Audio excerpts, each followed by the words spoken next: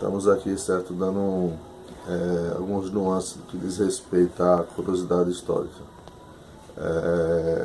Hoje a gente pode fazer assim, sempre eu gosto de trazer naquilo que a gente sente vontade, né? E que as pessoas também às vezes questionam, às vezes perguntam sobre a figura de Dom Pedro II. Além de um grande administrador, né? Porque se ele não só fosse um grande articulador, ele não teria passado 49 anos no poder.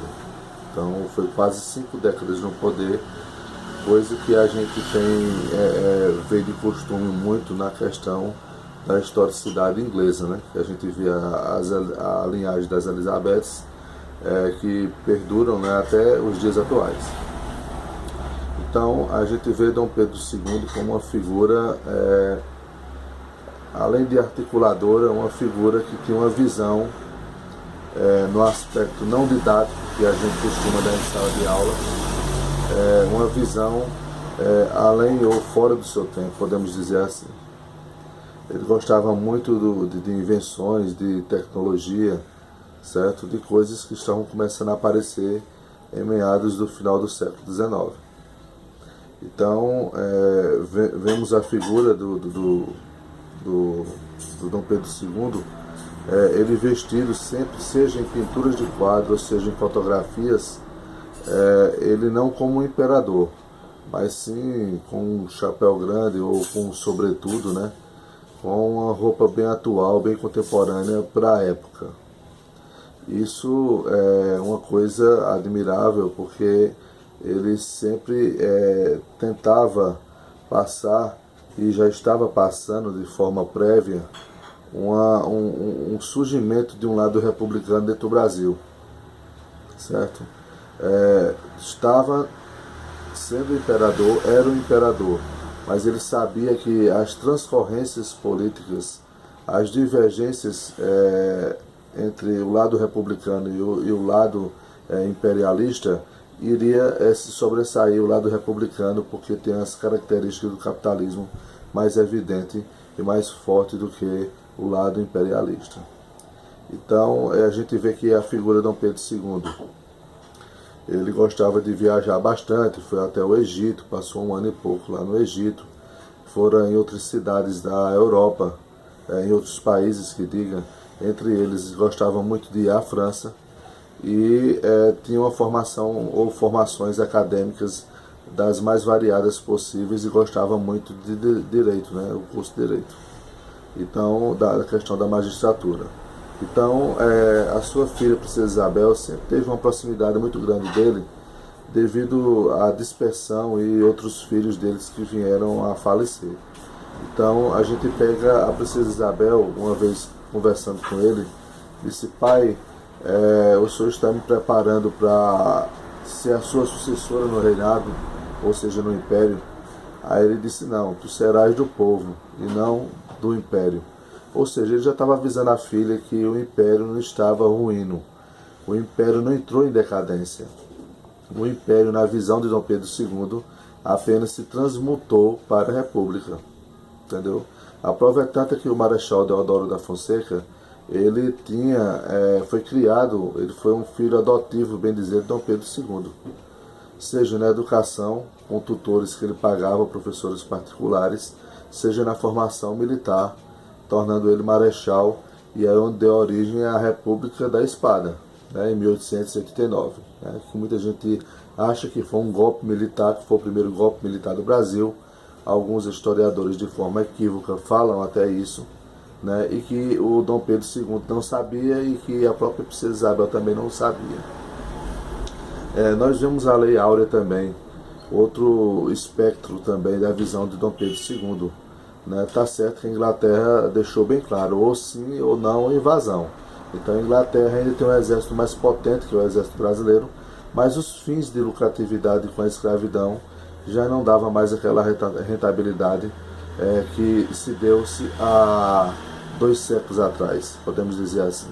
Então Dom Pedro II, claro que ele aceitou, e ele deixou que ele não estava presente no Brasil quando a filha assinou a Lei Áurea, né?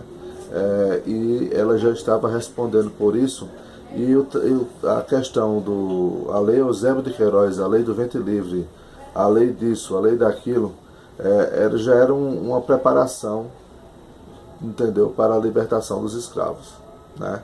Então a gente não vai entrar em ênfase ou em detalhes, que a gente sabe que a libertação não foi plena, mas ela foi coloquial, ela foi de uma forma, como é que se diz, que desse uma visão maior à princesa Isabel dentro da aristocracia que iria surgir dentro do meio militar. Dom Pedro II foi convidado e sempre era convidado para grandes festas, grandes eventos e bienais em outros países, e entre eles os Estados Unidos da América. Os Estados Unidos da América, no centenário do republicanismo dentro dos Estados Unidos, ele fora convidado e lá estava seu grande amigo, que era Graham Bell, o grande inventor do telefone, e eles testaram o telefone dentro do próprio ambiente onde estava acontecendo a festa. E ao testar, ele gostou e trouxe para o Brasil, né? Então ele foi o primeiro homem do Brasil a ter um telefone, certo? Que foi a invenção de Graham Bell, que por muito tempo foi desacreditada, mas depois viu-se que temos hoje, o que está acontecendo agora, sendo gravado pelo aparelho telefônico. Então, a questão também da morte dele, a morte de Dom Pedro II, uns dizem que foi a questão respiratória, né? A questão pulmonar. Outros falam que foi uma questão intestinal ligada ao fígado. Então são muitas as ênfases no que diz respeito à morte de Dom Pedro II, mas foi uma pessoa que viveu pouco, chegou aos 67 anos aproximadamente, tinha um aspecto de uma pessoa de 80, né? A gente não sabe se é devido às patologias, à fraqueza que ele tinha de imunidade, ou se era devido às grandes preocupações que o Império trazia e os grandes percalços que se é ser um imperador. Então ele conseguiu, não de forma bondosa, nem de 100%, de dizer assim, foi um herói do povo, mas ele conseguiu grandes coisas para o Império Brasileiro. Então não teve aquela ligação, não teve aquele infortúnio que foi a questão do pai dele, Dom Pedro I, né, que proclamou a independência, que poderia ter sido um grande líder, que a gente só lembra mais de Dom Pedro I do que o próprio Dom Pedro II, que teve a grande valia de império, né? Mas deixou dívidas, deixou o filho abandonado, né, aqui, e ele, na questão do golpe da maioridade, na questão dele estar conjunto já com a visibilidade de muitas pessoas que achavam nos bastidores que estavam o controlando, quando na verdade ele conseguiu grandes acordos vigentes até hoje dentro da Constituição brasileira. Então, que formou a Constituição brasileira. Então a gente vê também a região da Cisplatina, onde é o Paraguai, que sempre teve conflitos com o Brasil. A gente vê também uma diagramação e a gente vê também uma positividade da pessoa de Dom Pedro II.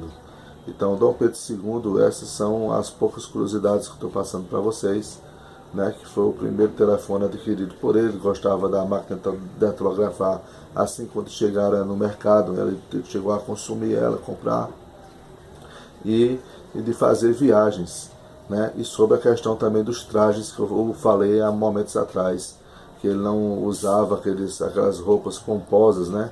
E outra coisa aí que eu acho que muitas pessoas não sabiam, por parte de mãe, né, por parte materna, ele era sobrinho de Napoleão o Grande.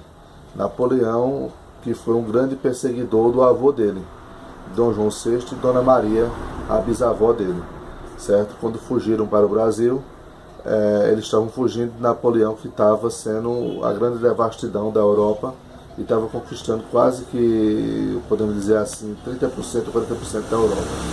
E a gente vê que depois, com a ascensão tão rápida de Napoleão, teve-se a queda dele também bem rápida. E depois se teve a dispersão da linhagem familiar. Então a gente pega também a figura de Dom Pedro II, tendo como seu tio Napoleão Bonaparte. Então fica aqui a deixa, que possamos observar os três lados da moeda, né, que se tem nas grandes figuras e na historicidade do Brasil. Ok? Até uma próxima.